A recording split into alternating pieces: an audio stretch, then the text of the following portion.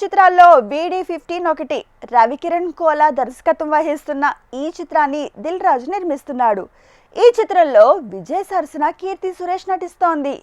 ఈ మధ్యనే ఈ సినిమా పూజా కార్యక్రమాలను పూర్తి చేసుకుని సెట్స్ మీదకు వెళ్ళింది.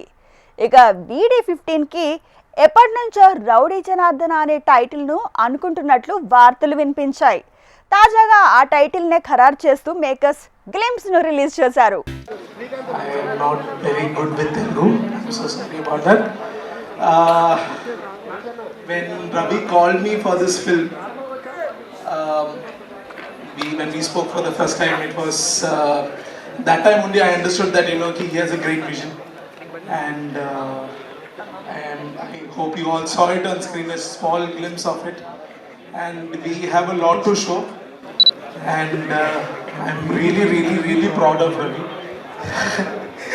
And his vision about the film, and I hope you all support and show this kind of love throughout, and wishing us all the very best. Thank you. So మొదటి నుంచి ఈ title ఇవ్వడానికి జనార్దన్ ఎలా ఉంటాడో మీకు చూపించి ఆ తర్వాత ఈ టైటిల్ ఇవ్వాలని అనుకున్నాం. కానీ మీ అందరికీ టైటిల్ తెలిసిపోయింది, చాలా రోజుల నుంచి అది బయట ఉంది. బట్ స్టిల్ ఒకసారి మీ అందరికి జనార్దన్ ఎలా ఉంటాడు, తను ఏంటి అనేది చూపించి ఆ తర్వాత మిగతా పని అంతా పూర్తి చేసి మీ అందరి ముందుకు సినిమా తీసుకురావాలనుకున్నాం. నేను కూడా మీలాగే ఫ్యాన్ని. నాకు ఇష్టమైన వాళ్ళందరూ ఈ టీంలో ఉన్నారు.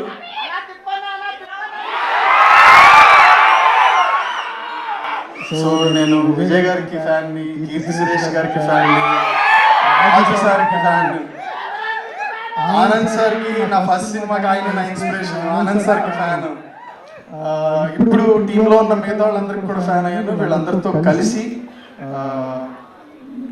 వర్కింగ్ ఆన్ సంథింగ్ అంతా బాగా వస్తుంది. వాళ్ళందరూ కలిసి అనుకున్నట్టు తీస్తున్నారు.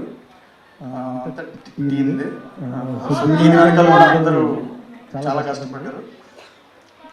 ఇది నచ్చితే మీకు ముందు నేను చేసేదంతా కూడా నచ్చుతున్నాను అనుకుంటున్నాను.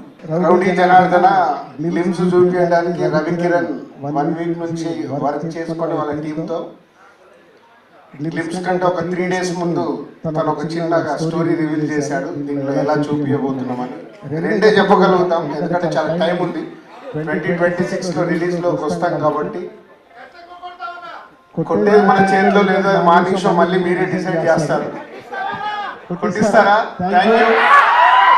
అంటే ఈ కథ విన్నప్పుడు విజయ్ డిఫరెంట్ చాలా చేశాడు. పోతే ఎప్పుడు తన proper other language, Telugu states లో ఉన్న అదర్ లాంగ్వేజ్ మాట్లాడలేదు. ఫస్ట్ టైం విజయ్ దేవరకొండతో ప్రాపర్ ఆంధ్రాలో ఈస్ట్ గోదావరి లాంగ్వేజ్ మాట్లాడిస్తున్నాడు. ఇది ఒక యూఎస్పీ లాగా అనిపించింది ఈ కథ విన్నప్పుడు నాకు. సో అలాగే ఇంత మాస్ ఇప్పటి వరకు బ్లడ్ షెడ్ క్యారెక్టర్ చేయలేదు విజయ్. సో ఎప్పుడు ఒక యూత్ఫుల్ గా ఉండే ఒక అర్జున్ రెడ్డి కానీ, గీత గోవిందం కానీ, పెళ్లి చూపులు కానీ అలాంటివి చేశాడు. So out and out mass character. 80s background లో ఉండే ఒక వరల్డ్ ని సూపర్ టెక్నీషియన్స్, అందరు టెక్నీషియన్స్ టాప్ టెక్నీషియన్స్, ప్రేమం లాంటి గొప్ప సినిమా తీసుకున్నారు. అలాగే ప్రొడక్షన్ డిజైనర్, మ్యూజిక్ డైరెక్టర్ వీళ్ళందరూ మలయాళం ఇండస్ట్రీ నుంచి ఇక్కడికి వచ్చి సినిమా చేస్తున్నారు. అంటే రవి చూసిన ఆ కొత్తదనాన్ని తీసుకురావడానికి టీం అందరూ కష్టపడుతున్నారు. సో వాళ్ళ కష్టాన్ని మేము వెనక నుంచి ఎంకరేజ్ చేస్తుంటే ఇలాంటి ఒక మంచి క్లిప్స్ వచ్చింది. సో సినిమా కూడా అలా వచ్చే వరకు రవి కష్టపడి చేయించుకుంటాడు, మాతో కూడా అంతా డబ్బు ఖర్చు పెట్టిస్తాడు. నాకు అర్థమైపోయింది.